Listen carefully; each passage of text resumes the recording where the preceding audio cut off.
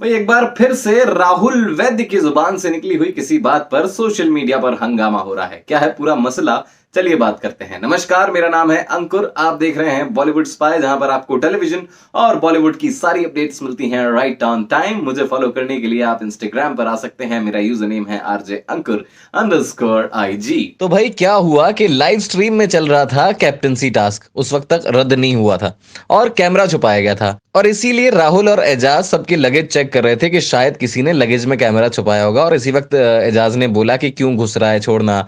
तब राहुल ने बोला कि अरे शरीर में थोड़ी ना हाथ डाल रहा हूं, इस तरीके से राहुल वैद्य ने कहा, है ना। तो इसके बाद हमने देखा कि सोशल मीडिया पर बहुत सारे रिएक्शन आ रहे हैं। डायंड्रा सोर्स ने जो है इस पर रिएक्शन दिया है, बोला है कि देखिए अब इस मिसोजिनिस्ट के वकील आ जाएंगे इसको डिफेंड करने और कहेंगे कि ये तो जोक था। इसके बाद हमने देखा कि विजय एनडी ने भी एक ट्वीट किया है डायंड्रा के ट्वीट को रीट्वीट करते हुए, और वो किसी और ही टेंजेंट पर पहुंच गए हैं। वो कह रहे हैं कि वो कैसे रुबीना दिलैक या किसी भी लड़की से ऐसे बोल सकता है। सबसे पहले तो उसने रुबीना दिलैक के लिए बोला नहीं, ये हवा में चढ़ गए हैं मुझे लगता है।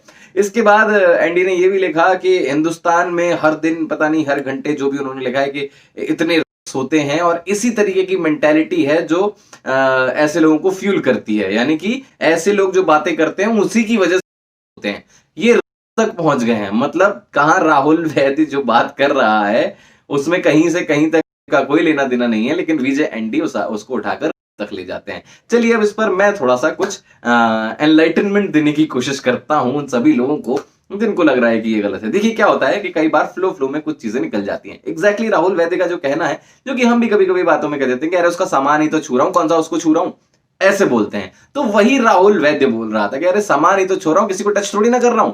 ये राहुल वैद्य ने बोलना चाहा और फ्लो में कई बार निकल जाती है ऐसी बात। अब इसका से क्या लेना देना है मुझे समझ में नहीं आया, और इसमें मिसोजिनिस्ट होने का क्या लेना देना है मुझे समझ में नहीं आया। अब ऐसे में एक और चीज गौर करने वाली बात यह है कि ये वही राहुल वैद्य है जिसने एक पूरा का पूरा टास्क छोड़ दिया था, परफॉर्म ही नहीं किया था और हार मान ली थी सिर्फ इस वजह से क्योंकि निक्की तंबोली ने एक मास्क को उठाकर अपने लोअर के अंदर रख लिया था। और राहुल वैद्य ने कहा था कि ये मैं नहीं कर सकता, इसलिए मैं टास्क से हट रहा हूं और मैं हार रहा हूं, तो हार जाओ।